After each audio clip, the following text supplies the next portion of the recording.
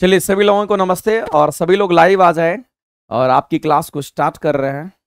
आप सभी लोग जुड़ जाइए, मेरी आवाज़ जा रही होगी और आज हम लोग देखेंगे 40 क्वेश्चंस जो आपके हर एक एग्जाम में हर जगह आपको काम आएगा। साइंस के 40 क्वेश्चंस से आप लोग जुड़े और आपको बहुत बेनिफिट देखने को मिलेगा। ठीक है, लगातार हम लोग क्वेश्चंस को करेंगे और एक एक जगह कंसेप्ट ही होता है। आप किसी भी एग्जाम में साइंस के अगर क्वेश्चंस को देखेंगे तो लॉजिकल क्वेश्चंस हर एक जगह से आपको रिलेट करके पूछता है, आपके सभी एग्जाम के लिए यूजफुल है। आप सभी लोग जोरदार तरीके से सेशन को लाइक करिए। एक इंफॉर्मेशन भी हम आपको शेयर करना चाहेंगे मेरे भाई, वो इंफॉर्मेशन ये है आप ही लोगों के लिए गिफ्ट के रूप में है। और जैसा कि आपको पता होगा कि आप सभी लोग लगातार प्लेटफॉर्म पर विश्वास करके, प्लेटफॉर्म के हर एक टीचर पर विश्वास करके आपने लगातार अपनी तैयारी को कंटिन्यू बनाए रखा है और यहां से टीयर 3, टीयर 1, टीयर 2 या फिर अदर किसी भी एग्जाम की अगर बात करते हैं, मैक्सिमम सफलता अगर कहीं देखने को मिला है तो प्लेटफॉर्म बाय नवीन कुमार सिंह एप्लीकेशन से। साथ ही साथ आपको पूरा का पूरा मेरे भाई ध्यान रखना है कि अगर किसी भी बैच के लिए कोई भी इंफॉर्मेशन आपको यहां से सबसे पहले मिलता है। आगे चलते हैं, हम लोग आज के डिस्कशन को कंटिन्यू करते हैं और आज का जो डिस्कशन है हमारा 86 नंबर सेट का डिस्कशन होगा। इससे पहले हम 85 नंबर क्वेश्चन डिस्कशन सेट तक कर चुके हैं। आज हमारा ये 86वां नंबर सेट का डिस्कशन होना है। पहला क्वेश्चन मेरे भाई जो बोला है उसको एकदम प्यार से पढ़ते हैं और प्यार से आंसर करेंगे। कहता है एक समान त्वरण के बारे में बोला गया है, यानी एक समान त्वरण के बारे में बोला गया है कि कौन सा स्टेटमेंट हमारा यहां पर सही है। तो जाहिर सी बात है मेरे भाई, एक समान त्वरण कहने का मतलब है अगर कहीं पर ये वर्ड लिखा हुआ अगर आपको दिख रहा है कि एक समान त्वरण की अगर बात कर रहा है, इससे आपको क्या समझ आ रहा है, इस लाइन से क्या समझ में आ रहा है कि जो एक्सेलरेशन की हम बात करते हैं जिसको शॉर्ट में ए से दिखाते हैं उसको कांस्टेंट माना गया है, उसको कांस्टेंट माना गया। ये कांस्टेंट होना चाहिए। एक समान त्वरण कहने का मतलब है कांस्टेंट एक्सेलरेशन होना चाहिए। अब मेरे भाई ऑप्शंस के हिसाब से हम लोग चलेंगे। देखिए कैसे ऑप्शंस एलिमिनेट होता है। कहता है कि जब हम स्थिर चाल से गतिमान वस्तु की बात करते हैं, मेरे भाई एक बात ध्यान रखना कि कोई भी वस्तु अगर स्थिर चाल से चलती है, यदि कोई भी वस्तु एक समान चाल से चलती है, कोई भी वस्तु एक समान चाल से चलती है, कोई भी वस्तु अगर स्थिर चाल से चलती है तो आपको ध्यान रखना मेरे भाई, स्थिर चाल कहने मतलब उसकी वेलोसिटी कांस्टेंट होगी। और अगर वेलोसिटी कांस्टेंट है तो ऐसे केस में उसके एक्सेलरेशन का जो वैल्यू होगा ये 0 हो जाता है, क्योंकि ये मैथमेटिक्स कहता है। अगर कोई एक समान वेग से चलता है तो उसका एक्सेलरेशन का मान 0 हो जाएगा। ये मेरे भाई इसका कंसेप्ट है, इस बात को आप ध्यान रखेंगे। तो ये ऑप्शन तो मेरे भाई यहां नहीं हो सकता है कि अगर यहां पर आपको एक समान त्वरण चाहिए, आपको क्या चाहिए तो आपको एक समान त्वरण चाहिए, यहां तो त्वरण का मान 0 हो गया, एक्सेलरेशन का मान 0 हो गया, तो ये ऑप्शंस हमारे नहीं हुए। आगे बढ़ते हैं और ऑप्शंस को पढ़ते हैं। अगला कहता है कि मुक्त रूप से गिरने वाली वस्तु, मेरे भाई मुक्त रूप से गिरने वाली वस्तु की अगर हम बात करते हैं, यहां पर मुक्त रूप से गिरने वाली वस्तु की बात करते हैं और उस पर जो त्वरण काम करेगा वह एक समान त्वरण का हमारा एग्जाम्पल होगा। मेरे भाई इस स्टेटमेंट को अगर हम लोग यहां पर लेकर के आते हैं, अगर कोई भी वस्तु अपने आप गिरती है ऊपर से नीचे तो उसको मुक्त रूप से हम कहते हैं कि वो गिर रही है, अपने आप गिर रही है। और जब कोई वस्तु अपने आप गिरती है तो ये कि मेरे भाई ये इसका कंसेप्ट कहता है कि कोई वस्तु अगर अपने आप गिरती है तो उस समय गिरने के दौरान जब ये अपने आप गिर रही तो इसका प्रारंभिक वेग का मान 0 होगा। और जब ये वस्तु ऊपर से नीचे गिरती है, और जब मेरे भाई ये वस्तु ऊपर से नीचे गिरती है तो गिरने से जस्ट पहले इसकी वेलोसिटी मैक्सिमम होगी। और ये वेलोसिटी कितना होगा तो कहेंगे √2g × h होगा। अगर हमें ये हाइट पता है तो, अगर हमें यह हाइट पता है तो हम कह सकते हैं कि हमारा कितना यहां वेलोसिटी होगा, जो कि हमारा इतना होगा। और ये कहीं ना कहीं मेरे भाई यहां पर मैक्सिमम वेलोसिटी को रिप्रेजेंट करता है। अब यहां पर ध्यान रखना है कि कोई वस्तु अगर अपने आप गिर रहा है, इसको गिराया नहीं गया, अपने आप गिर रहा है, तो मेरे भाई ऐसी परिस्थिति में क्या होता है कि इसके ऊपर कहीं पर भी देखिएगा वस्तु हर एक जगह से आया होगा और हर एक जगह अगर देखिएगा तो हर एक जगह आपको यहां पर जो गुरुत्वीय त्वरण की वैल्यू होगी मेरे भाई वो हर एक जगह आपको जी ही मिलेगा। कहीं पर भी अगर देखिएगा तो गुरुत्वीय त्वरण में कोई अंतर नहीं होगा, क्योंकि मेरे भाई ऊपर से नीचे जब कोई भी गति करता है तो उस समय उसके गुरुत्वीय त्वरण में कहीं अंतर नहीं आता है। तो मेरे भाई जो हमारा जी का वैल्यू है ये कहीं ना कहीं यहां पर हर एक जगह कैसा होगा, कहेंगे कांस्टेंट होगा। अगर जी का मान कांस्टेंट है तो ये हमारा गुरुत्वीय त्वरण के नाम से जाना जाता है और इसी को हम कहेंगे ये हमारा यहां पर गुरुत्वीय त्वरण कहेंगे। और यहां पर जो गुरुत्वीय त्वरण की अगर बात करें तो ये वैल्यू हमारा एक समान हो जाएगा, ये वैल्यू हमारा एक समान हो जाएगा।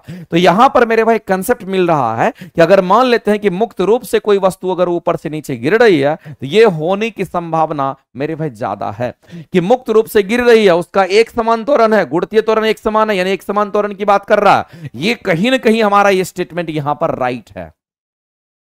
आगे चलते हैं और भी स्टेटमेंट को हम लोग वेरीफाई करते हैं जो कि आपको आगे दे रखा है।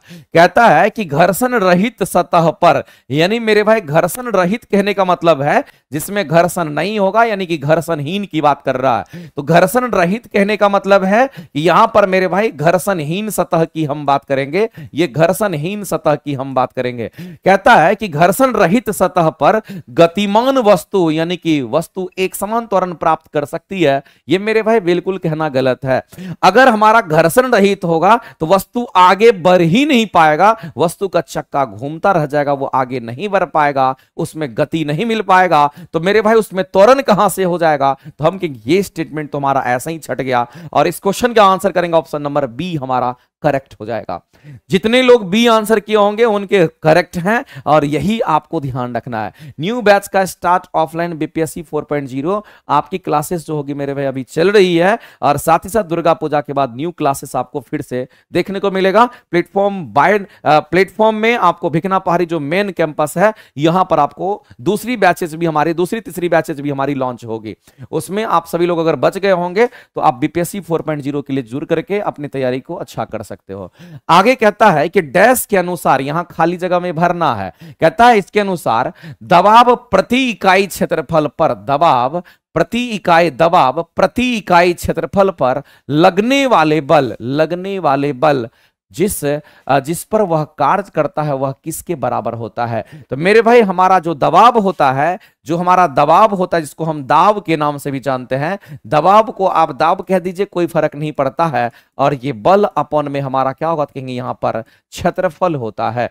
तो मेरे भाई हम सभी लोग जानते हैं कि इस दाब का जो कंसेप्ट हमारा इस्तेमाल होता है किसी हुक के सिद्धांत पर नहीं होता है, स्टीफन्स में नहीं होगा, पास्कल्स में होगा मेरे भाई। इसलिए इस क्वेश्चन का आंसर करेंगे, ये हमारा पास्कल्स का सिद्धांत कहता है, तो वहीं पर हमारा इसका इस्तेमाल होता है। क्योंकि हम सभी लोग जानते हैं कि जब कभी भी मेरे भाई पास्कल्स लॉ की बात होती है, जब कभी भी आपके सामने में पास्कल्स लॉ की बात होती है, तो आपको ध्यान रखना है मेरे भाई, पास्कल्स हमारा अप्लाई होता है शांत और स्थिर द्रव की हम बात करेंगे। किस पर? तो शांत या स्थिर द्रव की हम बात करते हैं। शांत या स्थिर द्रव में यह लागू होता है, ये गैस में लागू नहीं होगा। शांत या स्थिर द्रव यानी कि इसी में केवल लागू होता है, इस बात को ध्यान रखेंगे।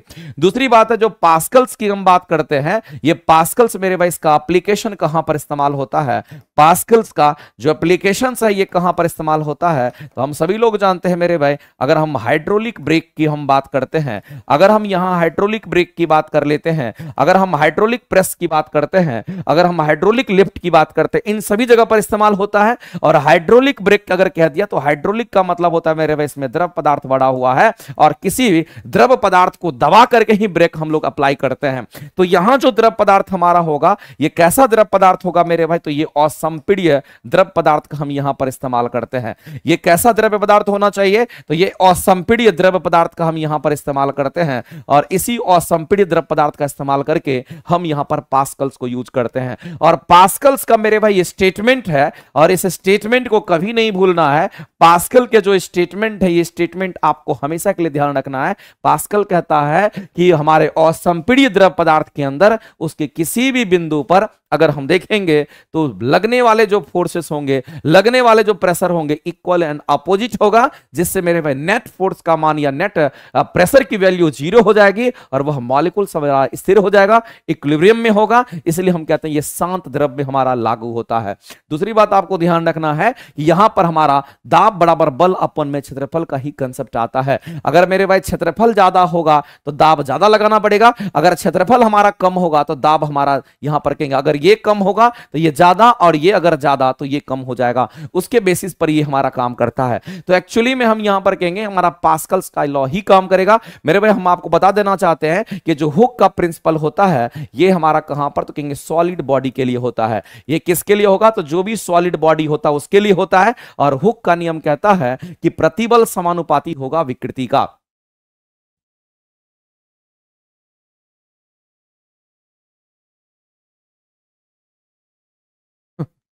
चलिए आगे बढ़ते हैं, अगला क्वेश्चन हम लोग देखते हैं। ये पास्कल्स लॉ हमारा है। स्टीफन बोल्ट्जमैन लॉ का मेरे भाई इस्तेमाल कहां पे करते हैं, तो हम लोग रेडिएशंस वाले चैप्टर में करते हैं, ध्यान रखेंगे। आगे बढ़ते हैं, अगला क्वेश्चन बता दीजिए मेरे भाई। बैलेंस स्प्रिंग, हाँ बिल्कुल सही बात है मुरली जी। अगला कहता है सेट 86 में 6 to 8 में 30 से 40 आया, क्या बात है, सही है मेरे भाई। अगर आप 30 या 30 से अबव अगर आपके मार्क्स आ रहे हैं तो समझिए आपका बेड़ा पार है, आप अच्छा स्कोर कर रहे हैं, आप तैयारी में लगातार अपने स्कोर को मेंटेन बस करिए, एकदम काम आपका हो जाएगा। सर टियरी 3 में नियुक्ति बैच लिए हैं और टियरी 4 का भी लेना जरूरी है। खुशबू जी बिल्कुल ले लीजिए, अगर आपने टियरी 3 ले रखा है तो आपने उसको पढ़ रखा होगा। टियरी 4 में जो आपको नियुक्ति बैच दिया जा रहा है उससे डिफरेंट क्वेश्चंस मिलेंगे, उससे ज्यादा नंबर ऑफ क्वेश्चंस मिलेंगे, और मेरे भाई आपकी क्लासेस अपडेट रहेगी और आप लगातार तैयारी में रहेंगे। एक्यूमुलेशन ज्यादा रहेगा तो एग्जाम निकलने की संभावना बढ़ जाती है, इसीलिए नियुक्ति 4.0 ले लेना। नियुक्ति 3.0 है तो कोई फर्क नहीं पड़ता है, नियुक्ति 4.0 ले लेना, उसमें आपको 4000 क्वेश्चन हम कराएंगे और उसके बाद आपको लगेगा कि एक एक क्वेश्चन आपसे बनेगा। इस बार बहुत ही रिसर्च करके हम वो सारे के सारे क्लासेस नियुक्ति 4.0 का कराएंगे, और अभी आपको फ्लैट 30% का डिस्काउंट भी मिल जाएगा, तो आपके काम बन जाएंगे सस्ते में मेरे भाई। ठीक है, आगे चलते हैं, अगला क्वेश्चन हम लोग देखते हैं। अगला कहता है कि मेरे भाई ये बताइए, कितनी बार बता चुके हैं, जरा दृष्टि दोष जो होता है ये बुढ़ापे में होता है। ये कब आता है मेरे भाई, तो आपको ध्यान रखना है, जब आपको बुढ़ापा का स्थिति आता है, ये बुढ़ापे में देखने को मिलता है। ये कब देखने को मिलता है मेरे भाई, तो बुढ़ापे में देखने को मिलता है। ये डिजीज याद रखेंगे, ये बुढ़ापे में देखने को मिलता है। ये डिजीज एक लाइन में आप जान लीजिए, ये बुढ़ापे में ये डिजीज देखने को मिलता है। और इस डिजीज में होता क्या है, तो ना तो नजदीक दिखेगा, ना तो नजदीक की वस्तु दिखेगी, और ना ही दूर की वस्तु दिखती है। ना तो नजदीक की और ना ही दूर की वस्तु दिखती है, इस बात को आप ध्यान रखेंगे। ऐसा केस हमारा डेवलप हो जाता है, और ऐसे केस में इसका उपचार करने के लिए मेरे भाई आपको क्या करना है, क्वेश्चंस पूछता है यहां पर बाइफोकल लेंस का आप इस्तेमाल करेंगे। किसका इस्तेमाल करेंगे, तो आप यहां पर अपने चश्मा में बाइफोकल लेंस का इस्तेमाल करेंगे।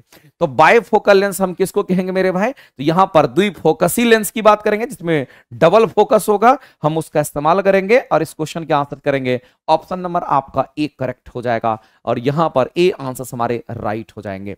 आगे चलते हैं मेरे भाई, अगला क्वेश्चन हम लोग देखते हैं। निम्नलिखित में से कौन सा स्टेटमेंट हमारा सही नहीं है, आपको बताना है कि कौन सा स्टेटमेंट हमारा सही नहीं है। कहता है कि एक विद्युत मोटर विद्युत ऊर्जा को यांत्रिक ऊर्जा में बदल देता है। तो मेरे भाई विद्युत मोटर का काम क्या है, हमारा विद्युत मोटर का काम क्या है, तो विद्युत मोटर की बात कर रहा है मेरे भाई, यहां पर हमारा मोटर की बात करता है। मोटर में जैसे ही आप करंट दीजिएगा तो मोटर घुमाने का काम करता है, और अगर कोई भी चीज अगर घूमने लगा तो समझ लो उसके अंदर कौन सा ऊर्जा आ गया, यांत्रिक ऊर्जा आता है। तो आपने इलेक्ट्रिसिटी दिया, मोटर घुमाने लगा, यानी कि वो हमारा यांत्रिक ऊर्जा में परिवर्तित हो गया। तो मेरे भाई ये स्टेटमेंट सही है कि विद्युत ऊर्जा को किसमें, तो यांत्रिक ऊर्जा में परिवर्तित कर देता है। ये स्टेटमेंट हमारा बिल्कुल राइट है।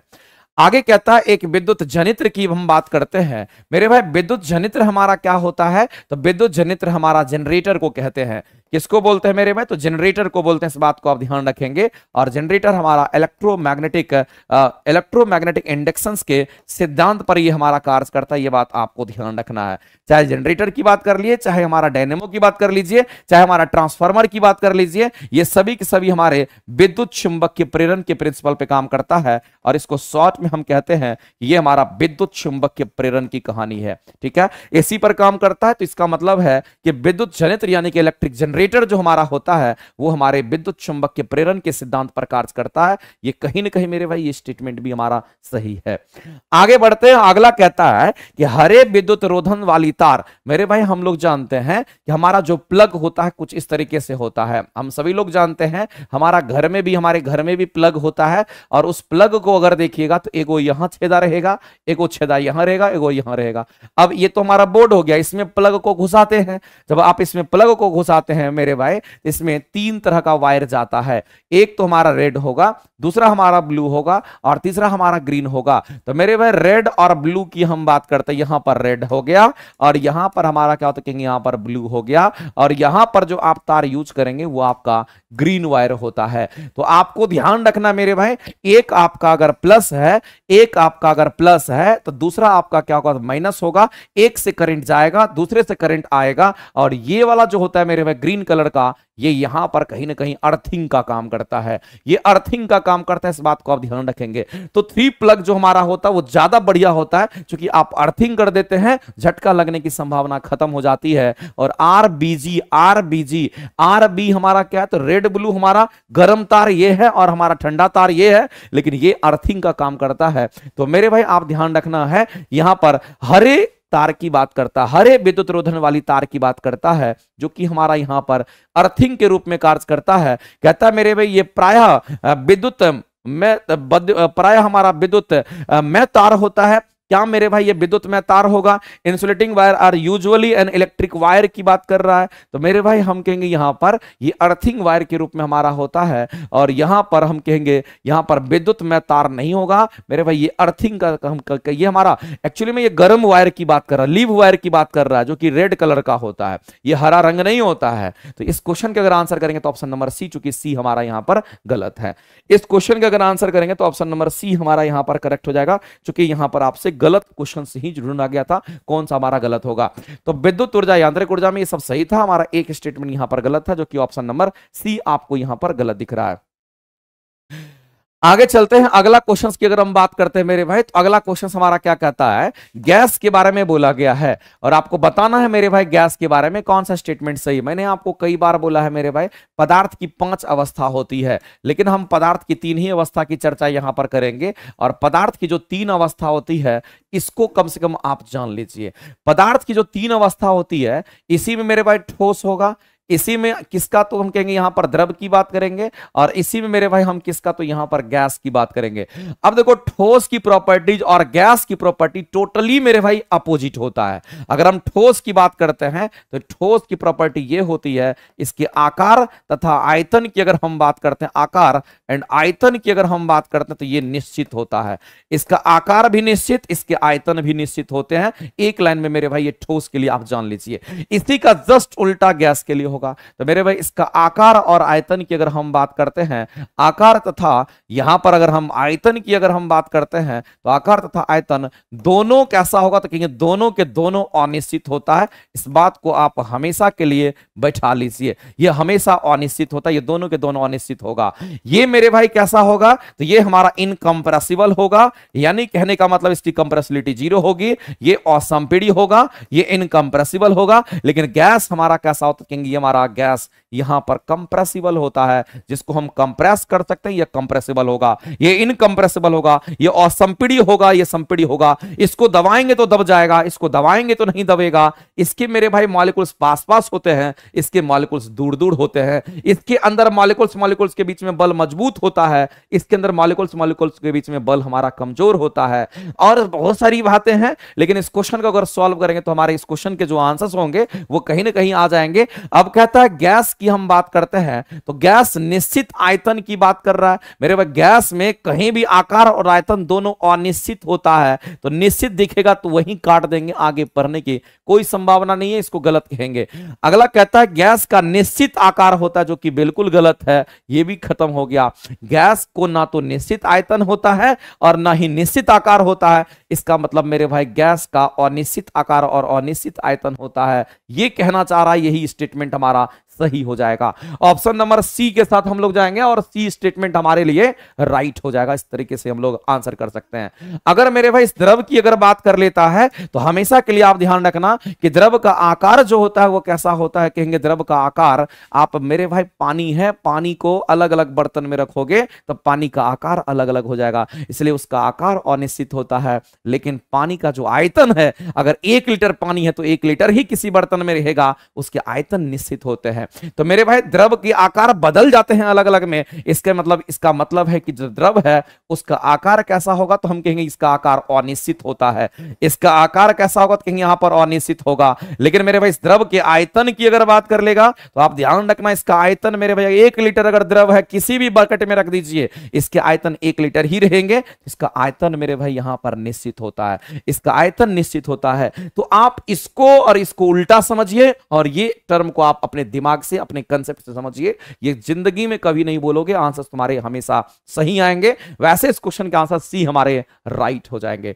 आगे बढ़ते हैं, अगला क्वेश्चन कहता है कि निम्नलिखित में से मेरे भाई बेरिलियम की बात कही जा रही है, और जो बेरिलियम हमारा होता है ये हमारा क्या तो धातु है, और इसके अंदर मेरे भाई सहसंयोजक यौगिक हमारा ये कोवलेंट कंपाउंड का निर्माण करता है। ये बात आपको ध्यान रखना है। आगे चलते हैं, अगला कहता है मेरे भाई यहां पर कांच में से, कहता है कांच में से हरा रंग को हटाने के लिए हम किस पदार्थ का यूज करते हैं, मैग्नीज डाइऑक्साइड्स का यूज करते हैं, MnO2 का यूज करते हैं, जो कि मेरे भाई काला रंग का होता है, और ये क्या करता है कांच से हरा रंग को यहां से खत्म कर देता है।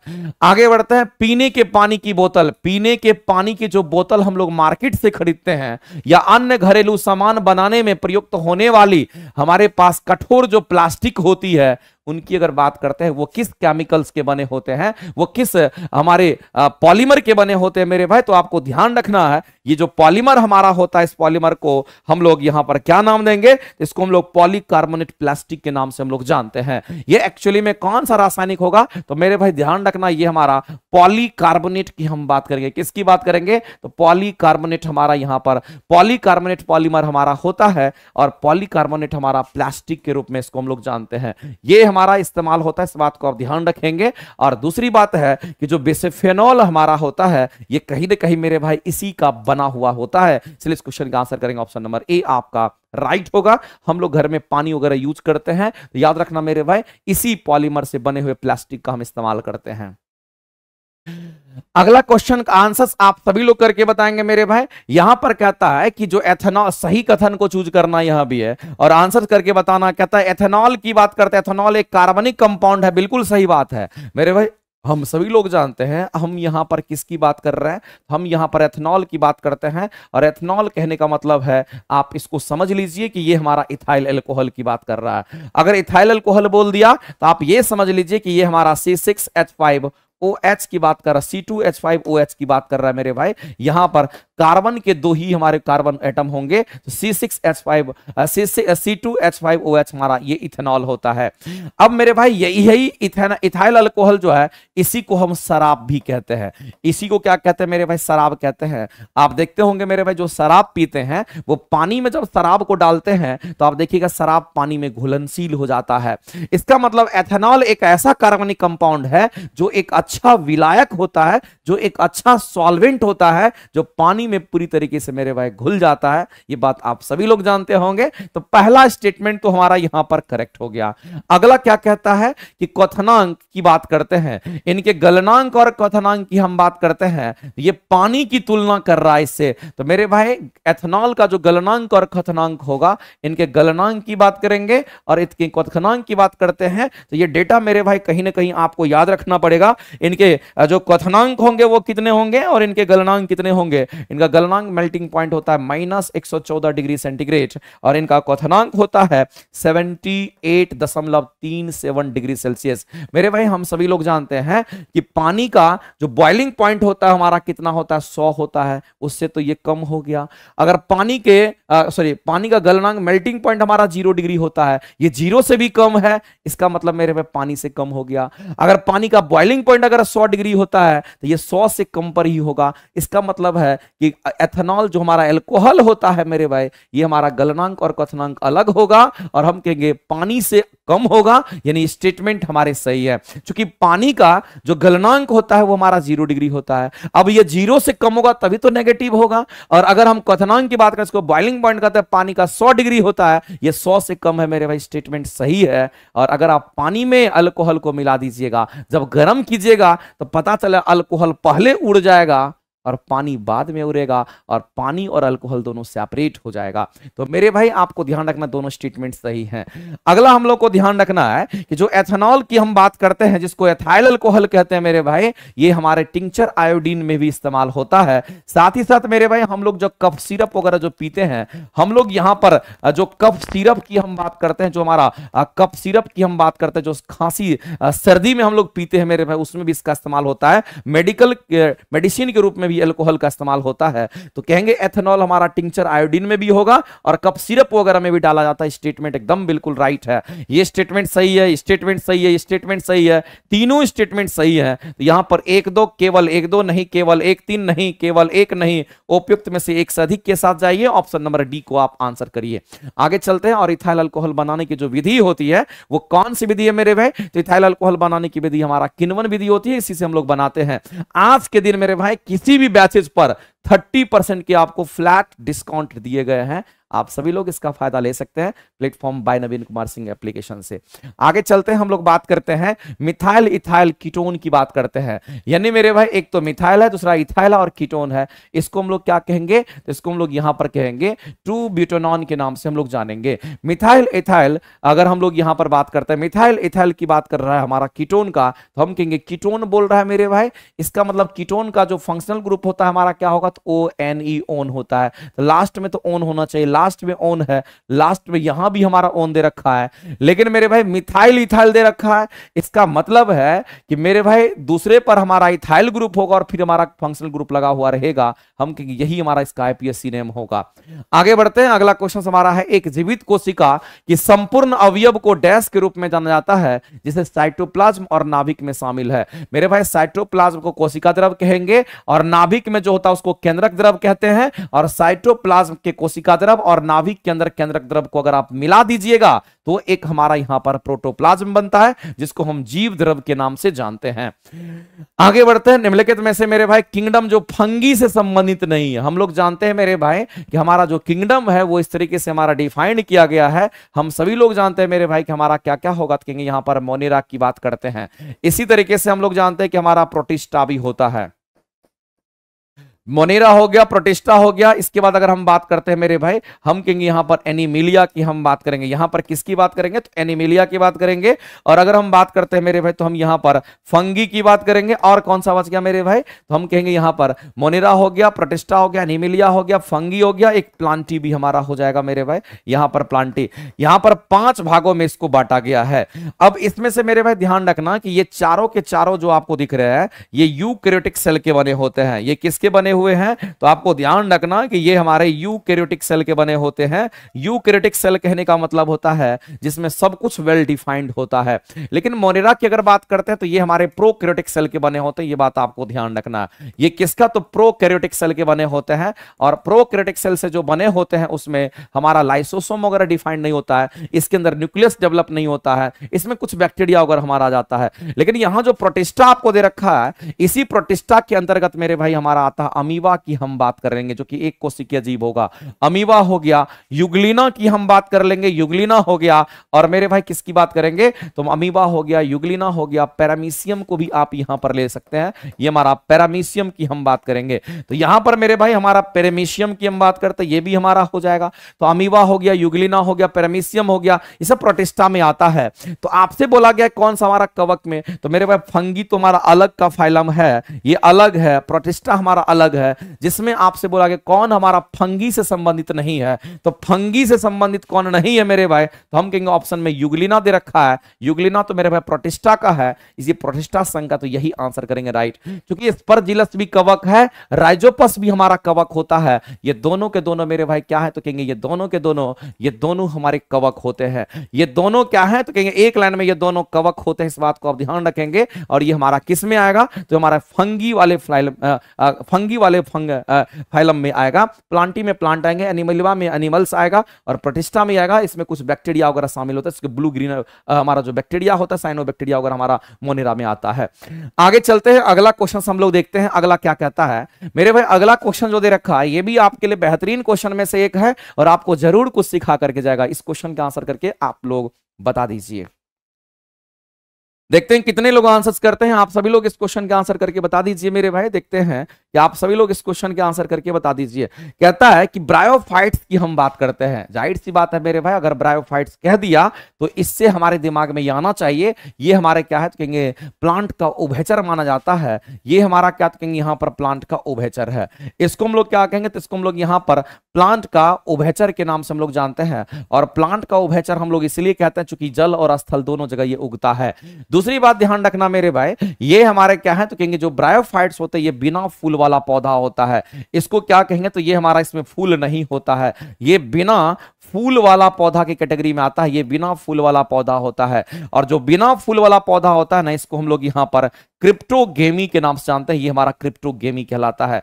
अब यहां पर मामला ये है मेरे भाई, जिसमें फूल नहीं होगा उसमें बीज भी नहीं होगा। लेकिन आपको ध्यान रखना है कि सभी बिना फूल वाले पौधे में जो प्रजनन होता है वो कैसे प्रजनन होता है ये आपको बताना है। तो मेरे भाई मैं आपको बता देना चाहता हूं कि बिना फूल वाला पौधा थैलोफाइटा होगा, ब्रायोफाइटा होगा, टेरिडोफाइटा होगा। और इसमें अगर हमारा प्रजनन होता है उसको हम कहते हैं स्पोर फॉर्मेशन। क्या कहेंगे मेरे भाई, हम कहेंगे इसमें स्पोर फॉर्मेशन के द्वारा होता है। किसके द्वारा होगा तो कहेंगे यहां पर जो प्रजनन होगा ये स्पोर फॉर्मेशन से होता है।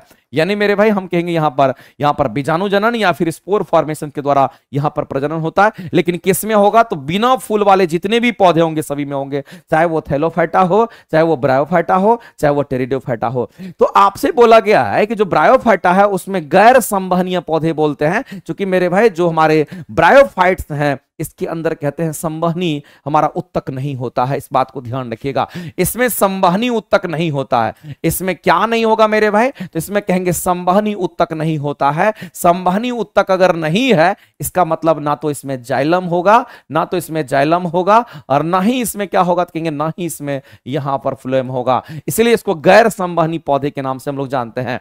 अब यहां कहता है मेरे भाई फर्न की बात करते हैं, मर्सिलिया की बात करते हैं। तो हम सभी लोग जानते हैं मेरे भाई हमारा फर्न मर्सिलिया जो होता है ये हमारे टेरिडोफाइट्स में आता है। तो आप ध्यान रखना ये ब्रायोफाइटा है और लिखा हुआ है, और के बाद मेरे भाई यहां पर फर्न की बात करता है तो फर्न हमारा टेरिडोफाइट्स है, ब्रायोफाइट्स हमारा हो गया। हम लोग जानते हैं जो बिना फूल वाला पौधा होता है थैलोफाइटा, ब्रायोफाइटा, टेरिडोफाइटा तीनों होता है। तो ये फर्न जो है मेरे भाई ये टेरिडोफाइट्स हैं, ये भी बिना फूल वाला पौधा होगा, ये भी बिना फूल वाला पौधा है। एक और होता है जिसको थैलोफाइट्स कहते हैं। अब कहता है इसमें जो प्रजनन होगा स्पोर फॉर्मेशन से होता है। तो आपसे क्वेश्चन पूछा गया शुक्राणु कोशिकाओं का, किसका मेरे भाई तो शुक्राणु कोशिका का निर्माण और होल्ड करने वाली जो संरचना होती है उसको क्या कहते हैं। तो मेरे भाई एक लाइन में आप जान लीजिए जो स्पोर फॉर्मेशन होता है ये किस में होता है। क्योंकि स्पोर फॉर्मेशन अगर होगा तो सीधी सी बात है मेरे भाई कि स्पोर फॉर्मेशन यहां पर होगा, और स्पोर फॉर्मेशन हम कहेंगे बिना फूल वाले पौधे में होंगे जिसको क्रिप्टोगेमी कहते हैं। लेकिन इस स्पोर फॉर्मेशन के अंदर क्या होगा मेरे भाई, इसमें मेल पार्ट्स भी होगा,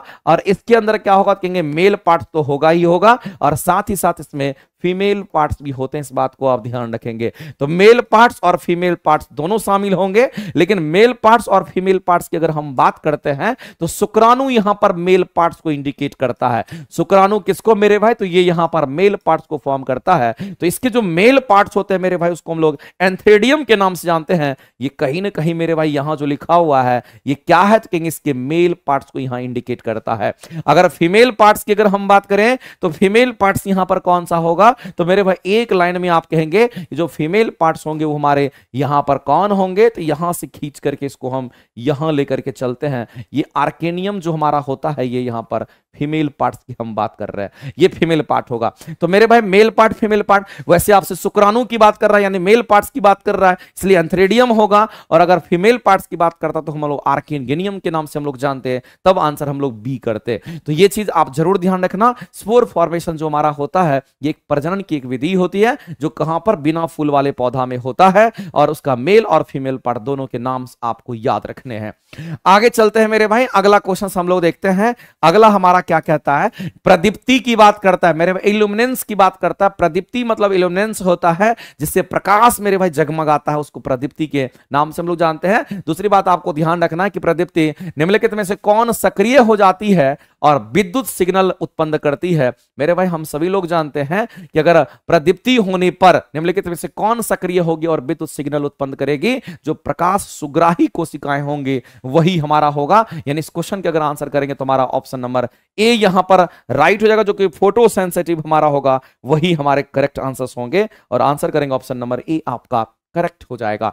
आगे चलते हैं, अगला कहता है कि रक्त में ऑक्सीजन अभिग्रहण कार्य करता है। रक्त में ऑक्सीजन अभिग्रहण का कार्य करता है, कौन करता है भाई? तो रक्त में ऑक्सीजन अभिग्रहण का कार्य हमारा हीमोग्लोबिन करता है, क्योंकि हम सभी लोग जानते हैं कि जो हमारा हीमोग्लोबिन होता है वो कहीं ना कहीं मेरे भाई हमारे ब्लड में ऑक्सीजन और कार्बन डाइऑक्साइड का परिवहन करता है। तो अभिग्रहण करने का मतलब हो गया मेरे भाई एब्जॉर्ब करेगा और उसको ट्रांसपोर्ट भी करता है। ये हीमोग्लोबिन का मेन काम होता है।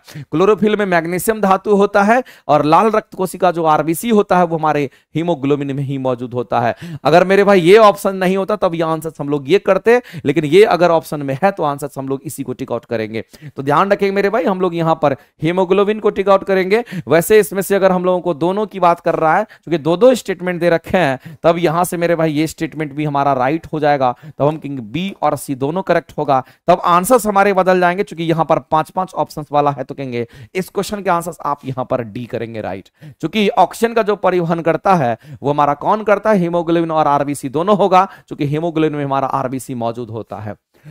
आगे बढ़ते हैं, अगला क्वेश्चन यहां पर दे रखा है कि अगर हम लोग हाइड्रोक्लोरिक अम्ल की बात करते हैं तो जो HCl हमारा होता है ये हमारा अम्लीय होता है और ये पेप्सिन की क्रिया को सुगम बना देता है, आसान कर देता है, क्योंकि पेप्सिन प्रोटीन का पाचन करता है और पेप्सिन हमारे स्टमक से सिक्रेट करता है। जो हाइड्रोक्लोरिक एसिड है मेरे भाई ये भी जठर ग्रंथि से सिक्रेट करता है, जो कि हमारे स्टमक में होता है। तो जाहिर सी बात है मेरे भाई जो हमारा HCl होता है ये एंजाइम्स को क्या करता है? एक्टिवेट कर देता है। एंजाइम्स को एक्टिवेट कर देता है और पाचन की क्रिया में उसको मदद कर देता है, यानी कि उसका आप कहेंगे उसकी गति को बढ़ा देता है। तो आप ध्यान रखना, ये भी स्टमक से सिक्रेट कर रहा है, ये भी स्टमक से सिक्रेट कर रहा है, इसीलिए हम कहेंगे यहां पर हमारा जो हाइड्रोक्लोरिक एसिड होगा ये अम्लीय माध्यम बनाता है और ये पेप्सिन के काम को आसान कर देता है। और इस क्वेश्चन का आंसर करेंगे ऑप्शन नंबर ए आपका यहां पर राइट हो जाएगा।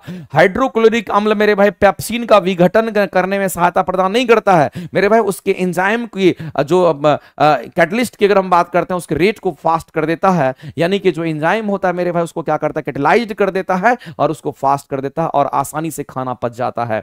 दूसरी बात है ये हमारा क्षारीय नहीं करेगा, ये हमारा अम्लीय माध्यम प्रदान करता है। तो ये ऑप्शंस खत्म, ये ऑप्शंस खत्म, एक ही आंसर आपके राइट हो जाएंगे।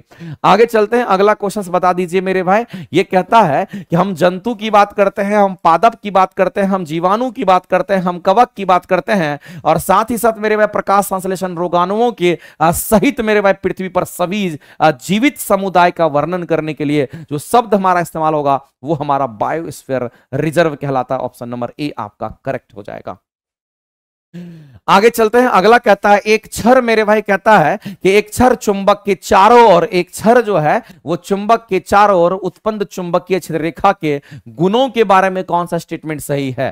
तो हम सभी लोग जानते हैं कि चुंबकीय क्षेत्र रेखाएं जो होती है वो लूप बनाती है, बिल्कुल राइट स्टेटमेंट है। जब किसी वायर में करंट पास करता है तो इसके चारों तरफ जो लूप बनता है ये मेरे भाई मैग्नेटिक फील्ड का होता है और इसी को हम कहते हैं चुंबकीय। यहां पर इसी का क्या नाम होता है? कहेंगे इसी को हम लोग यहां पर चुंबकीय क्षेत्र कहेंगे या चुंबकीय क्षेत्र रेखा भी कह दीजिए, कोई फर्क नहीं पड़ता है।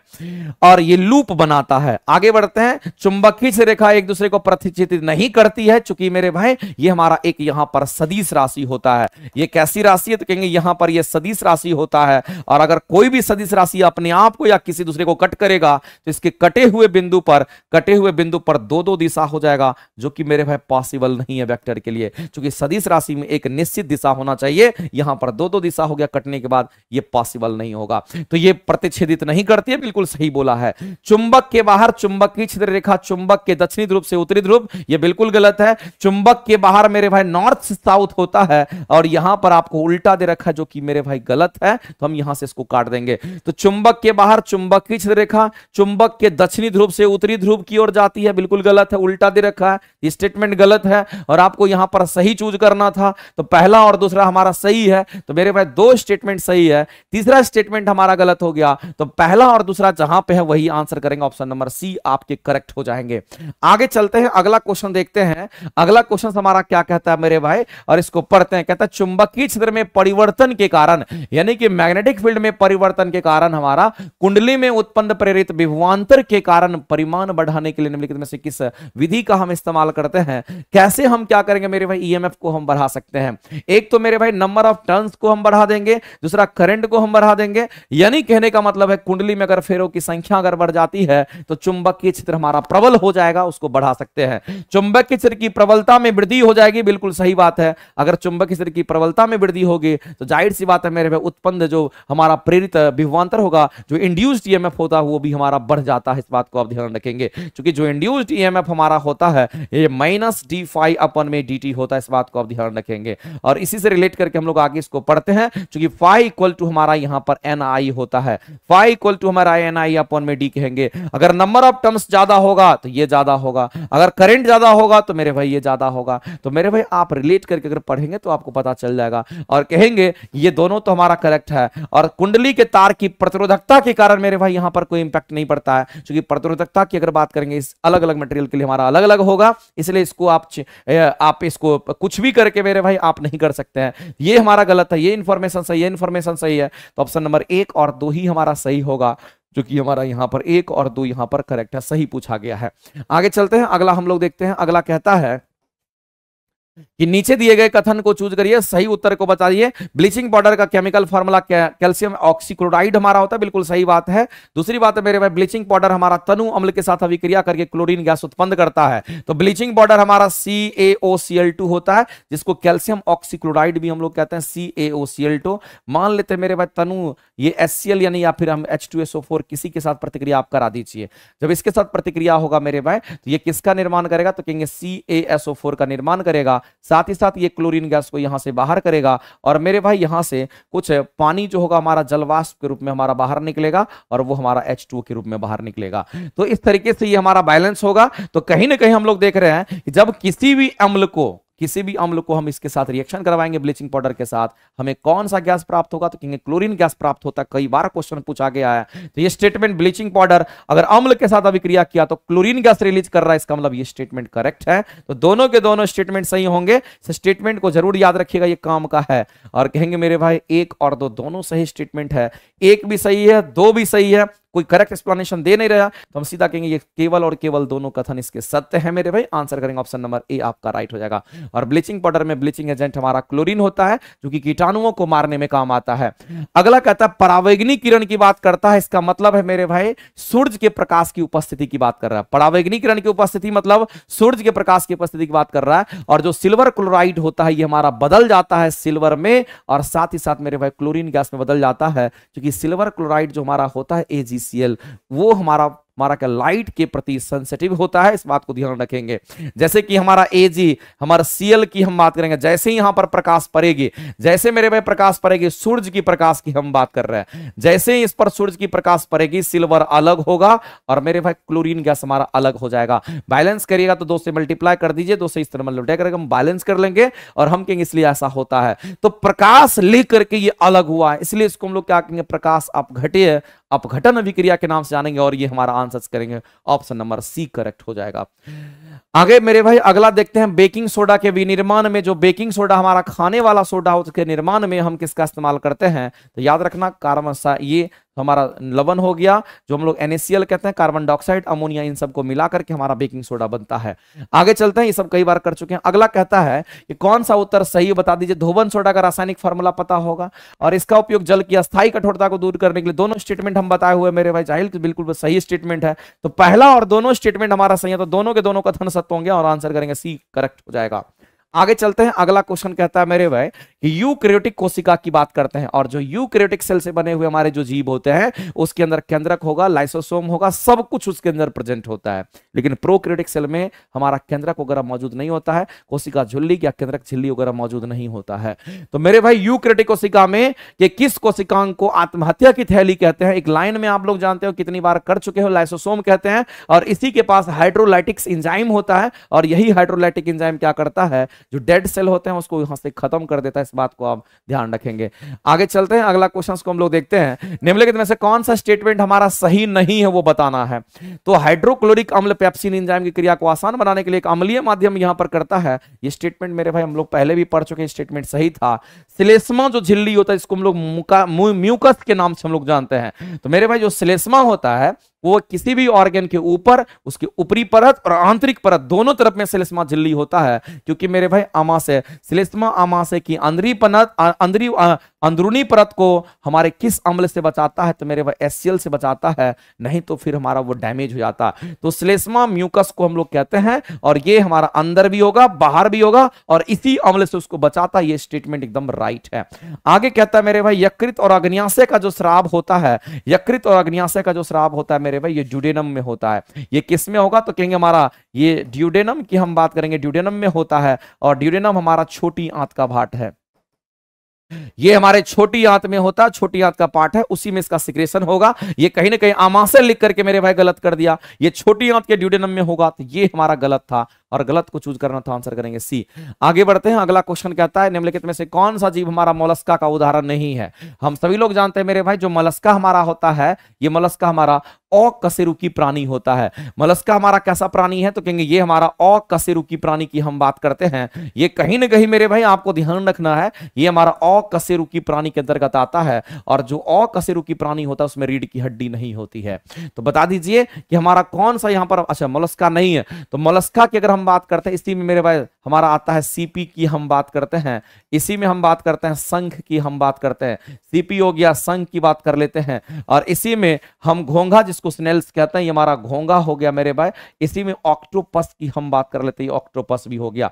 ये सभी के सभी हमारे यहां पर मोलस्का में आता है, और ये दूसरा सबसे बड़ा संघ हमारा माना जाता है। तो ऑक्टोपस भी होगा हमारा, यहां पर घोंघा भी होगा हमारा मेरे भाई, कनखजुरा नहीं होगा क्योंकि ये कनखजुरा जो होता है मेरे भाई ऑर्थोपोडा है, ये कीट है, इस बात को ध्यान रखेंगे। ये क्या है? तो कहेंगे कीट है, और ये ऑर्थोपोडा संघ के अंतर्गत आता है। और ऑर्थोपोडा की अगर हम बात करते हैं ये हमारा सबसे जीव जंतु का सबसे बड़ा संघ माना जाता है। तो आपसे बोला कौन मोलस्का में नहीं आएगा, तो कनखजुरा हमारा कीट है, ये हम कहेंगे ऑर्थोपोडा भी आता है। आगे चलते हैं, अगला क्वेश्चन बता दीजिए। क्वेश्चन तो रिपीटेड क्वेश्चन है, कह रहा है पुटिकाओं में प्रोटीन की लिपिड्स का परिवहन, यानी कि प्रोटीन और लिपिड्स परिवहन, यहां पर वसा, प्रोटीन का, वसा का, और साथ ही साथ संशोधन और पैकेजिंग के लिए निम्नलिखित में से कौन सा कोशिकांग हमारा उत्तरदायी होता है? एक लाइन में आंसर करिए। गोल्जी अपरेटस या गोल्जी बॉडी के नाम से हम लोग जानते हैं, ये बार कर चुके हैं।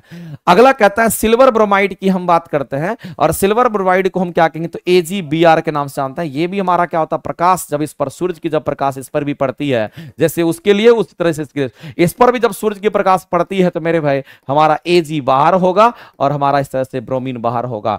तो यहां पर भी हमारा क्या होता है कि यहां पर अपघटन अभिक्रिया होगा, दोनों टूट करके अलग हो जाएगा, तो अपघटन अभिक्रिया होगा, उदासीनीकरण नहीं होगा, संयोजन में एक ही कंपाउंड बनते हैं, यहां दो दो हो गया तो ये नहीं हो पाएगा। एक लाइन में आंसर हो जाएगा, ऑप्शन नंबर ए आप करेंगे करेक्ट। आगे चलते हैं, पदार्थ के एक अणु में सभी मौजूद परमाणु के परमाणु द्रव्यमान का जो योग होता है उसको क्या कहते हैं? उसको आणविक द्रव्यमान के हम लोग नाम से जानते हैं। जैसे कि अगर मान लेते हैं हमारे पास क्या, तो मीथेन है, ये मीथेन हमारा क्या, तो मेरे भाई कंप्लीट एक अणु हमारा होता है। इस अणु में कितने परमाणु है? तो एक वो कार्बन है, 4 गो हाइड्रोजन है। जब इसको जोड़िएगा इसका परमाणु द्रव्यमान हमारा कितना? तो 12 होगा, और 4 इसका है तो मेरे भाई हम कहेंगे 4 ये हो गया, तो टोटल हमारा 16 हो गया, और ये यहीं पर हमारा आणविक द्रव्यमान कहलाएगा। इसी को हम कहते हैं यहां पर हमारा आणविक द्रव्यमान हमारा होगा। तो मेरे भाई इस क्वेश्चन का आंसर करेंगे ऑप्शन नंबर हमारा यहां पर ऑप्शन नंबर बी जो होगा वो हमारा करेक्ट हो जाएगा। ये मॉलिक्यूलर मास इसका होता है। आगे बढ़ते हैं और अगला क्वेश्चन हम लोग देखते हैं। नेक्स्ट क्वेश्चन हमारे सामने में है, कह रहा है हवा से कांच में अगर जाना है, तो मेरे भाई हवा हमारा विरल माध्यम, कांच हमारा सघन माध्यम। प्रिज्म में जब प्रवेश करते हैं तो हवा से अगर कांच में गए, इसका मतलब हम लोग कहां से कहां गए? तो हम लोग विरल से सघन में जा रहे हैं। जब मेरे भाई विरल माध्यम से सघन माध्यम में जाते हैं तो प्रकाश अविलंब की ओर मुड़ जाती है। प्रकाश किधर? तो अविलंब से दूर नहीं, अविलंब की ओर मुड़ जाती है। कहानी मेरे भाई सिंपल है, कर चुके हैं आप सभी लोग कई बार। सभी बैचेस पर मेरे भाई फ्लैट 30% का डिस्काउंट आपको दिया गया है। आप अखंड ज्योति बैच से भी जुड़ सकते हैं, आप किसी भी बैचेस से जुड़ सकते हैं। नियुक्ति बैचेस भी आपको दी गई है, सभी बैचेस में फ्लैट 30% का डिस्काउंट आपको दिया गया है। आज रात से मेरे भाई कूपन कोड यूज करके आप सभी लोग यहां से फायदा ले सकते हैं। वायवीय शोषण हमारा क्या होता है, जिसमें मेरे भाई हम कहेंगे जैसे कि शोषण की क्रिया हम करते हैं और एटीपी का निर्माण हमारा 36 एटीपी का निर्माण हमारे माइटोकॉन्ड्रिया में होता है, तो ऑक्सीजन हम लोग लेते हैं तब तो वायवीय शोषण होगा। तो वायवीय शोषण मतलब ऑक्सीजन के प्रेजेंस में होता है, और ये जब ऑक्सीजन के प्रेजेंस में होगा मेरे भाई, तो ऑक्सीजन की उपस्थिति में जो शोषण होता है हमारे माइटोकॉन्ड्रिया में, तो हम कहेंगे ऑप्शन नंबर बी हमारा करेक्ट हो जाएगा। आगे बढ़ते हैं एक लाइन में। अगला क्वेश्चन कहता है घर्षण बल के बिना, घर्षण बल के बिना मेरे भाई कार्य करना कठिन है। अगर घर्षण बल नहीं हुआ तो हम चल भी नहीं पाएंगे, घर्षण बल नहीं हुआ तो कोई गाड़ी नहीं चल पाएगी। घर्षण बल अगर नहीं होगा मेरे भाई तो जाहिर सी बात है एक भारी बक्से को एक जगह से दूसरी जगह आप ले जा सकते हैं, ये बिल्कुल आप कर सकते हैं मेरे भाई, इसमें कठिनता नहीं होगी, ये आसानी से जाएगा, ये आसानी से जाएगा मेरे भाई, स्टेटमेंट सही है। कैरम खेलना भी आपके लिए आसान हो जाएगा अगर घर्षण बल के बिना की बात कर रहे हैं। दूसरी बात मेरे भाई, गीले संगमरमर के फर्श पर चलना कठिन होगा, ये मेरे भाई आपके लिए कठिन होगा, ये आसान होगा यहां पर, और क्या कहेंगे यहां आसान होगा, ऐसा होगा तो मेरे भाई खेलना आसान होगा। लेकिन अगर मेरे भाई ऐसा सतह जो हमारा संगमरमर का जो हमारा फर्श होता है, अगर वो गीला है, पानी वगैरह उस पर गिर जाता है तो आप फिसल करके गिर जाते हैं और आपको चलना कठिन हो जाता है। इस क्वेश्चन का आंसर करेंगे ऑप्शन नंबर सी आपका राइट होगा। आगे चलते हैं। निम्नलिखित में से किसका उपयोग मेरे भाई पेयजल यानी कि पीने वाले पानी में कीटाणु को मारने के लिए किया जाता है? तो कई बार पढ़ चुके हैं, इसको ब्लीचिंग पाउडर कहेंगे, और ब्लीचिंग पाउडर का जो ब्लीचिंग एजेंट होता है वो हमारा क्या होता है, कहेंगे यहां पर क्लोरीन होता है, क्योंकि वही कीटाणु को मारेगा। आगे चलते हैं। अगला कहता है कि स्पष्ट गूंज सुनने के लिए, यानी मेरे भाई आपको क्लियर सुनाई देने के लिए, स्पष्ट गूंज को सुनने के लिए कह रहा है कि मूल ध्वनि और प्रतिध्वनि के बीच में जो अंतर होना चाहिए वो कितने समय का अंतर होना चाहिए? 1/10 सेकंड का होना चाहिए, जो कि इको का ये कंसेप्ट कहता है। 0.1 सेकंड या फिर 1/10 सेकंड हम लोग कहेंगे। और इसी को कम करने के लिए हम लोग खुरदुरा दीवार वगैरह बनाते हैं, ताकि वो हमारा जितनी भी आवाजें हो गूंजती है वो सभी के सभी क्या होते हैं, एब्जॉर्ब हो जाती है। अगला कहता है रक्त का कौन सा घटक भोजन, कार्बन डाइऑक्साइड और नाइट्रोजन युक्त कचरा को मेरे भाई यहां पर परिवहन करता है? लेकिन किसका? तो मेरे भाई रक्त का कह रहा है। रक्त का कौन सा घटक, ये फोकस कीजिए, इसको फोकस कीजिए। हम सभी लोग जानते हैं मेरे भाई हमारे ब्लड की बात कही जा रही है, हमारे ब्लड की बात कही जा रही है। हमारे ब्लड में क्या होगा मेरे भाई? तो हमारे ब्लड में ब्लड प्लाज्मा होता है, हमारे ब्लड में ब्लड प्लाज्मा होता है, हमारे ब्लड में आरबीसी होता है, हमारे ब्लड में डब्ल्यूबीसी होगा, हमारे ब्लड में मेरे भाई प्लेटलेट्स भी होता है। लेकिन हम आपको बता देना चाहते हैं मेरे भाई कि इसमें हम सीधा कह सकते हैं कि यहां पर ये तो नहीं होगा, यहां पर ब्लड प्लाज्मा होने की संभावना है। ये हमारा 55% ब्लड का यही होगा, 45% हमारा ये होता है। लेकिन ब्लड प्लाज्मा के अंतर्गत ये सभी चीजें हमारी आ जाती है मेरे भाई। यहां पर नाइट्रोजन या जो वेस्ट लिखा है, नाइट्रोजन जो वेस्ट हमारा लिखा है, जो नाइट्रोजन युक्त कचरा है, वो इसका परिवहन यही करता है, खनिज लवण वगैरह का परिवहन यही करता है। तो हम लोग इस क्वेश्चन के अगर आंसर करेंगे तो हमारा प्लाज्मा करेक्ट आंसर हो जाएगा। अगर ब्लड प्लेटलेट्स की बात करते हैं तो ये हमारे ब्लड में हम कहेंगे ब्लड क्लॉटिंग का प्रॉपर्टी देता है। और रक्त व्हाइट ब्लड सेल्स की अगर बात करते हैं, ये हमारा रोग प्रतिरोधी क्षमता को बढ़ाता है, ध्यान रखेंगे। आगे चलते हैं। अगला कहता है कि पानी से भरे एक गिलास में रखा गया नींबू, मेरे भाई पानी से भरा हुआ एक गिलास है। इस गिलास की अगर बात करते हैं, इसको फील करके मेरे भाई समझिए, और जिंदगी में कभी गलती नहीं करो। पानी से भरा हुआ ये गिलास है, इस गिलास के अंदर क्या भरा हुआ? इस गिलास के अंदर मेरे भाई पानी भरा हुआ है। अब कहता है कि इस गिलास से भरे हुए पानी में नींबू, कह रहा है कि रखा गया नींबू गिलास की बगल से देखने पर, इधर से देखने पर मेरे भाई वास्तविक आकार से बड़ा प्रतीत होता है। एक बात याद रखिएगा मेरे भाई, जब माध्यम परिवर्तन होता है प्रकाश का, यानी कहने का मतलब आप सीधा समझिए, इधर आप हवा में है और इधर हम कहेंगे यहां पर पानी में है। यहां जो नींबू आपको दिख रहा है, यहां जो नींबू दिख रहा है, वो साइज से अगर बड़ा दिख रहा है, इसका मतलब कहीं ना कहीं मेरे भाई प्रकाश हमारा यहां पर प्रकाश इसके अंदर इंटर किया होगा। जब प्रकाश हमारा इसके अंदर इंटर करता है, जब प्रकाश हमारा इसके अंदर इंटर करता है मेरे भाई, तो कहते हैं कि प्रकाश हमारा माध्यम परिवर्तन करेगा। जब प्रकाश हमारा माध्यम परिवर्तन करता है तो मेरे भाई वो डिफ्लेक्ट कर जाता है, अपनी ओरिजिनल पोजीशन से डिफ्लेक्ट कर जाता है। तो आपको थोड़ा ऊपर भी दिखाई देगा और साथ साथ वो बड़ा भी दिखाई देगा। तो मेरे भाई ये प्रकाश के अपवर्तन के कारण होता, चूंकि माध्यम परिवर्तन हो रहा है, तो हम कहेंगे प्रकाश का अपवर्तन। बाद में ये सब कंसेप्ट मेरे भाई कई बार हम बता चुके हैं, आगे बढ़ते हैं। अगला कहता है प्रोस्टेट ग्लैंड जो होता है हमारा किसके नीचे मौजूद होता है? तो जो प्रोस्टेट ग्लैंड होता है मेरे भाई, हम ध्यान रखेंगे प्रोस्टेट ग्लैंड की अगर बात करते हैं तो आपको ध्यान रखना है कि ये हमारा यहां पर टेस्टिस होता है, और इस टेस्टिस से जुड़ा हुआ यहां पर मेरे भाई, यहां पर आप सीधा कह सकते हैं इधर से हमारा स्पर्म आता है, और इधर से हम कहते हैं कि यहां पर किडनी, आप देख लीजिए यहां पर किडनी की हम बात कर रहे हैं, तो किडनी से मेरे भाई यहां पर ब्लड फिल्टर, यूरिन फिल्टर होगा, और यूरिन यहां से निकल करके यहां आएगा, और यहीं पर क्या होता है कि यहीं पर एक प्रोस्टेट ग्लैंड होता है। इसी को हम लोग यहां पर क्या कहते थे, इसी को हम लोग यहां पर, इसी को हम प्रोस्टेट ग्लैंड के नाम से जानते हैं। ये हमारा क्या कहलाएगा, कहेंगे इसी को हम लोग यहां पर प्रोस्टेट ग्लैंड कहते हैं, और प्रोस्टेट ग्लैंड हमारा यहीं पर होता है। फिर यहीं से क्या होता है मेरे भाई, तो हम कहेंगे एक ही रास्ता निकलता है, और इसको हम लोग क्या कहते हैं, तो यूरिथ्रिया के नाम से जानते हैं। ये यहां पर क्या कहलाएगा, तो इसको यूरिथ्रिया कहते हैं। तो मेरे भाई यहां से स्पर्म जाता है, और यहां से क्या आएगा, तो कहेंगे यहां से, इधर से स्पर्म जाता है, इधर से स्पर्म जाएगा, और इधर से क्या आएगा, तो कहेंगे यहां से यूरिन आता है फिल्टर होकर के, और फिर एक ही रास्ता से निकलता है, जिसको यूरिथ्रिया कहते हैं।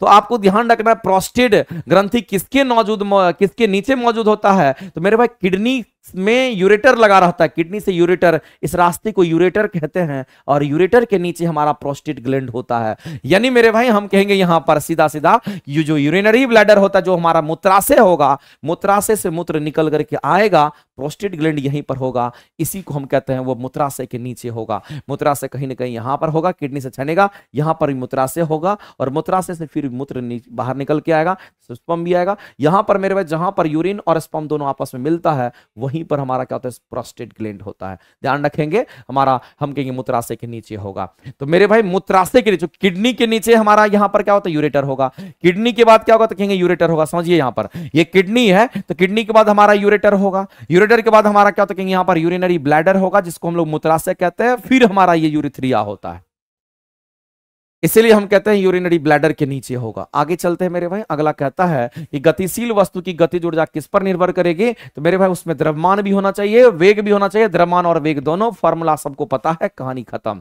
आगे चलते हैं, बढ़ते भ्रूण की बात कही जा रही है। किसकी बात कही जा रही है, बढ़ते भ्रूण धारण और पोषण के लिए।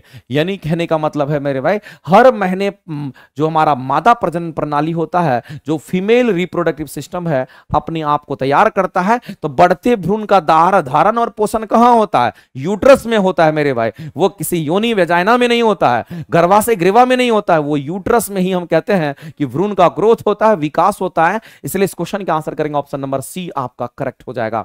आज का ये लास्ट क्वेश्चन कहता है किसी गोलाकार दर्पण का जो मुख्य फोकस वो हमारा क्या होगा। गोलाकार दर्पण आप किसी को भी मान लीजिए, हम मान लेते कि हमारा यहां पर अवतल दर्पण की हम बात कर रहे हैं, और इस अवतल दर्पण के बीचों बीच एक लाइन हमारा पास करता है, यहां से पास करेगा, जिसको हम लोग यहां कहते हैं प्रधान अक्ष मेरे भाई। लेकिन आपको ध्यान रखना, जहां पर ये कट करेगा उसको कहेंगे पोल, और कर्व ऐसा है तो सेंटर यहां होगा। सेंटर और पोल के बीच में हमारा मुख्य फोकस होगा। मेरे भाई एक बात ध्यान रखना है, स्टेटमेंट पढ़ना पड़ेगा। मुख्य फोकस के बारे में क्या कहता है, कहता है कि यह एक ऐसा बिंदु है उत्तल दर्पण के प्रमुख अक्ष पर जिससे प्रकाश की किरणें आ रही प्रतीत होती। जरूरी नहीं कि मेरे भाई इसी से प्रकाश जाएगा, प्रकाश कहीं से भी आ सकता है। ये कह रहा है कि प्रकाश की किरणें हमेशा आती हुई प्रतीत होती है, ये मेरे भाई कहीं से कहीं ये हम गलत है। अगला कहता है कि यह प्रमुख अक्ष पर एक बिंदु है, बिल्कुल सही बात है, जिसके माध्यम से प्रकाश अक्ष के समानांतर, कह रहा है कि जिसके माध्यम से प्रमुख अक्ष के समानांतर प्रकाश की किरणें प्रतिबिंबित होने के बाद पारित होती है, या मुख्य बिंदु पर इस बिंदु से उत्पन्न होती हुई दिखाई देती है। यानी मेरे भाई स्टेटमेंट को अगर आप समझने का कोशिश कीजिएगा, स्टेटमेंट हमारा क्या कहता है, कहता है मेरे भाई कि इस स्टेटमेंट की अगर हम बात करें तो स्टेटमेंट हमारा क्या कहता है, चूंकि क्वेश्चन में आपको 40 नंबर जो क्वेश्चन आपका दे रखा है, उसमें से ये शायद लास्ट ही क्वेश्चन आपका है, और इसमें अगर हम लोग देखेंगे तो ऑप्शन बी आपका कहीं ना कहीं ये सही कह रहा। समझिएगा, एक्चुअली में इसका हिंदी मीनिंग जो लिखा हुआ उल्टा पुल्टा करके लिखा हुआ, कहता है कि चलो ये हमारा प्रमुख अक्ष पर एक बिंदु है, यानी बिंदु कहने का मतलब है कि ये हमारा प्रमुख अक्ष होगा लंबा वाला, यहां पर हमारा एक बिंदु मुख्य फोकस का, बिल्कुल सही है यहां तक। अब कहता है कि जिसके माध्यम से प्रमुख अक्ष के समानांतर, जिसके माध्यम से प्रमुख अक्ष के समानांतर प्रकाश की किरणें प्रतिबिंबित होने के बाद, प्रकाश की किरणें प्रतिबिंबित होने के बाद, यानी कि मुख्य अक्ष के समानांतर प्रकाश की किरणें प्रतिबिंबित होने के बाद, टकराने के बाद, कहता है मेरे भाई पारित होती है या मुख्य बिंदु पर इस बिंदु से उत्पन्न होती हुई दिखाई देती है। तो मेरे भाई अगर प्रकाश की किरण यहां से उत्पन्न होगी, जैसे जाकर के टकराएगी, अगर आप फोकस पर किसी भी चीज को रखते हैं तो यहां से प्रकाश की किरणें जाके टकराएगी, और जैसे ही इससे पास करते हुए जितनी भी प्रकाश की किरणें इससे जाते हुए टकराएगी या जाते हुए टकराती हुई प्रतीत होगी, वो हमेशा प्रधान अक्ष के समानांतर जाके मेरे भाई निकल जाती है। ये दर्पण की प्रॉपर्टी होती है। ये सही स्टेटमेंट हमारा है। आगे कहता है कि यह एक खोखले गोले का केंद्र होता है। मेरे भाई मुख्य फोकस कभी भी खोखले गोले का केंद्र नहीं होता है। मुख्य फोकस खोखले गोले का केंद्र नहीं होता है। हमारे खोखले गोले का जो केंद्र होता है वो वक्रता केंद्र होता है, उसको सी से दिखाते हैं। तो ये खोखले गोले का मेरे भाई केंद्र बिल्कुल भी नहीं है। वो कौन होता है? तो वक्रता केंद्र होता है। ये स्टेटमेंट गलत था। एक ही स्टेटमेंट यहां पर राइट था, और हम कहेंगे बी ऑप्शन हमारे लिए करेक्ट हो गया। ऑप्शन बी जो है वो हमारे लिए यहां पर राइट हो गया। तो मेरे भाई इस तरीके से जो आज का 40 क्वेश्चन था उसका डिस्कशन आपका यहीं पर कंप्लीट होता है। मिलते हैं हम लोग फिर अगले डिस्कशन में। ठीक है, बहुत बहुत धन्यवाद। अगर किसी को कुछ पूछना है, किसी को कुछ कहना है, तो आप सभी लोग कह सकते हैं, आप सभी लोग पूछ सकते हैं। आप सभी लोगों के लिए मेरे भाई प्लेटफॉर्म बाय नवीन कुमार सिंह एप्लीकेशन की तरफ से आप सभी लोगों को फ्लैट 30% का डिस्काउंट सभी कोर्सेज पर दी गई है। आप जा करके देखेंगे, जो भी कोर्सेज आपको चाहिए वहां से आपको सारी कोर्सेज उपलब्ध है, और ये आपके लिए मेरे भाई एक सुनहरा ऑप्शन है अपने तैयारी को आगे कंटिन्यू बनाए रखने के लिए। ठीक है, बताइए अगर किसी को कुछ कहना है मेरे भाई, तो हम लोग फिर आगे मिलते हैं। इतना फास्ट गुरु जी, अच्छा नेक्स्ट टाइम से कल से आपका क्लास को स्लो कर देंगे। कल से थोड़ा स्लो कर देंगे। कल से थोड़ा और डिटेल भी पढ़ाएंगे, थोड़ा स्लो भी कर देंगे। और कुछ आज थोड़ा काम था इसलिए निकलना है, तो थोड़ा जल्दी भी कर दिए। नेक्स्ट क्लास से मेरे भाई थोड़ा सा स्लो रखेंगे। आज थोड़ा कुछ काम था और इसीलिए थोड़ा फास्ट भी करना पड़ गया। चलिए सभी लोगों को नमस्ते, मिलते हैं हम लोग फिर नेक्स्ट क्लास में। Thank you very much. मस्त रहिए, खुश रहिए, और आगे अपना तैयारी को कंटिन्यू रखिए। ठीक है, थैंक यू वेरी मच।